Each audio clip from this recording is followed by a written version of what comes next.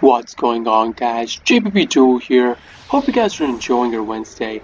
And for today's gameplay, we have an Adventure Pranks versus a Floowandereeze with me as the prankster going first.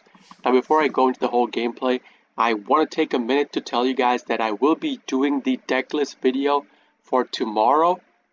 So be on the lookout for that. The deck list that did get me Diamond 1 this season.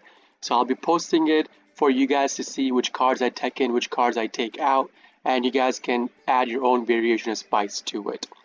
With that being said, for today's game, I am currently bricked. Going into this matchup, I did not know I was playing against a Floowandereeze, okay? I was pretty much bricked. So my only hope was that if I set down my anti-spell fragrance along with my hand traps, allow me to push past my opponent's turn. That was the biggest hope I had, right? So we set down the anti-spell, and keep in mind, guys, once you flip over the anti-spell fragrance on your opponent's draw phase, you yourself are affected as well. It's not like you are not affected by the floodgate. You do, as a Prankist player, get affected because you do play spell cards yourselves. You play your Thunder Dragon Fusion, your Instant Fusion, your Pandemonium, your Prankist Plays, your Prankist Pranks, Call by the Grave, you name it, we play it. So, if you're ever in a situation like this, what I urge you guys to do is that always set down your spell cards as well if you are bricked and intending to flip over your anti-spell fragrance on your opponent's turn, right? So that way, your Pandemonium does not get affected. You will be able to use Pandemonium if you draw into a combo starter card next turn. So with that, the opponent's draw phase, we just chain our anti-spell fragrance, to which the opponent chains the Floowandereeze Advent. So the Advent coming up means that this guy is pretty bricked. He wants to get the map search in his hand. He pitched out Eaglin for this purpose, okay? I did not want this guy getting the map in his hand. Even though map would not have been activatable, I mean, this card doesn't just search for map, okay? It searches for a combo starter piece as well. He could have been searching for Rabina off of this. We don't know that. So again, if he searches for Rabina, he would have been able to full combo me right here, right now, because he would have a way to chain block from the graveyard. I would not be able to Ash Blossom on his first activation on the field. Granted, we have a Drool and Lock in our hand, but I do not want to waste all my hand traps this turn itself. So what I end up doing is that I just Ash Blossom the search effect for the Advent. I do not want this guy searching right here whatsoever. It resolves. This guy, keep in mind, Call by the Grave is still activatable, right? This anti-spell has not resolved yet. This all happened on the activation of anti-spell itself. So spell cards right now were still allowed. If he had a Call by the Grave, this guy would have Call by the Grave me right here, right now on my Ash Blossom, so that he would be able to go into his combo. Because he has no way of knowing that I have Druid and Lock in my hand, right? Unless he was stream sniping me, he would have no way of knowing that. And once this anti-spell resolves, Call by the Grave becomes a useless card. So at this point, he sets down 3 cards, passes his turn over. Now, I know for a fact, okay, this guy did not have a Call by the Grave. If he had it, he would have used it, and now he cannot activate Call by the Grave whatsoever, even if he had it, because of the anti-spell fragrance, right? So the only hand trap we were worried about technically was the Ash Blossom.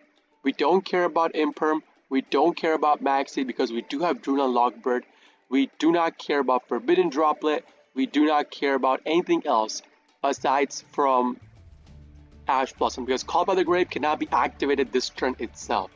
Now on my draw phase, I do draw into a Prankist combo starter, so I'm going to normal out my Prankist combo starter, start going up into my combo.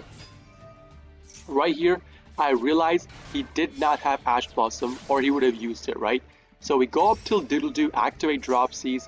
We're going to chain block with our Doodly-Doo as well, search for a copy of Place. Now, I sort of made a misplay right here. I mean, it's not a misplay because you want to play safe, but the problem was that anti-spell now hurts us as well.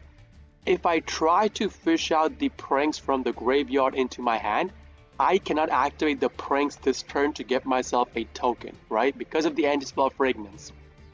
What I should have done if I wanted to play greedy was instead of dumping pranks in the grave with my fancies, I should have dumped a copy of Place and added pranks to my hand. That way I could set down the pranks this turn itself and then use the pranks next turn as well. But again, I was going for a safer play, but then I realized anti-spell does hurt me out as well, so became a misplay at that point.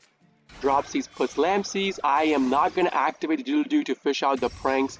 Cannot do that because again, you will not be able to combo afterwards. With that, we activate Lamb Seas, burn for 5, set down our field spell, whack him for 2k in the face, and our turn. Now keep in mind guys, the way this guy set up his face down sets, I was pretty sure, okay, 95% sure this card was Imperm. He probably wanted to target my card out that had face down set on the field with his Imperm. So again, over here, I have Butler combo set up on my opponent's turn. I will be able to trigger Bow Wow on the opponent's draw phase and get the 2 cards I need for the Butler combo in my hand from the graveyard. With this, all I have to do is activate Pandemonium and I have Butler combo this turn. Opponent face down set card, one of them, well, was a Pot of Extravagance. He activates it, draws 2 cards, and over here I just instantly Drill Lockbird him, buying me yet another turn. So once again, if this guy had a Call by the Grave, he would have used it. So again, we can safely assume he still does not have a Call by the Grave. And if he set a Call by the Grave right now, that means we are still safe, he cannot Call by the Grave us. So once he tries to end his turn after setting down 2 cards, I try to Pandemonium to go into my Butler, and as you guys know, that was an Imperm.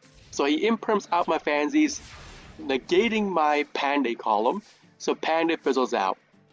Now again, this does not matter to us as much, because we did leave 1 copy of Doodly-Doo in our extra deck, okay?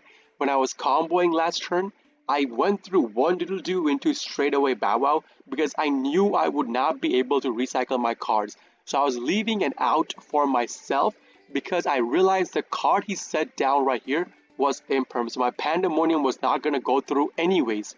And I wanted to bait out the Pandemonium. I wanted to bait out the Imperm last turn so that when I go into my combo next turn, it does not hinder me. Because we need to go through Predaplan Verte to go into our Butler at this point, right? So with that whole situation and scenario in our head, I made the play the way I made. So I normal out my card, activate Place, search for Roxy's, link off into my copy of Doodly-Doo. I get both my graveyard activations, and with this, keep in mind, we're activating Lamseys and Fansies are red and green, so we want to put on the field your Roxy's and Dropsies, so your blue and your yellow cards on the field. That way, once you go into Roaster, yes sir, you have enough materials on the field to go into a Link 4, and we are going to go into a Roaster to pop the opponent's back row out completely. I do not want to deal with that. I do not know what they are, so I want to pop those full back row, get rid of it. And once we go into Roaster, keep in mind Roaster is a named Prank's monster, so you still get both your graveyard activations in the graveyard. So I get Roxy's plus Dropsy's activation and then Chain Block with my Roaster to pop my opponent's back row out completely. Now this resolves. Roaster does pop the back row out completely. Now let's see what the cards were. He had another Pot of Extravagance, a Forbidden Droplet, Pot of Prosperity, and Pot of Duality. This guy had insane draw power, okay? And 1 single card, the Anti-Spell Fragrance, shut down that whole draw power. This is what it's like to face off against Floo players, right? I am giving Floo a taste of their own medicine. I'm making the game unplayable for them right now. So we get both our graveyards, Roxy's banished Roxy's from hand, so we now have a monster banished out as well. That means our Corridor is now activatable. So with that, I'm going to activate Corridor, recycle out the Roxy's. That means our Colossus is on the field. We're going to card search lock our opponent. I mean, I'm going to kill him this turn anyways. I have enough to lethal this guy. So we go into our Verte. Verte is going to activate, and with this, we put a Butler on the field. Butler coming up means our Prank's Place does activate, boost up our monster tag by 500, and with that, I go into battle phase and kill my opponent. So that's going to be it for today's game, guys. If you guys do enjoy this kind of videos, please consider hitting the like button, subbing to my channel for more daily prank and video uploads. If you guys are interested in a live version of all of this, I do live stream on Twitch, twitch.tv/jpbtool. Link along with my schedule and a link to my Discord will be in the video description for you guys to check out. This is JPBtool signing out for today. I'll be seeing you all in the next video. Peace!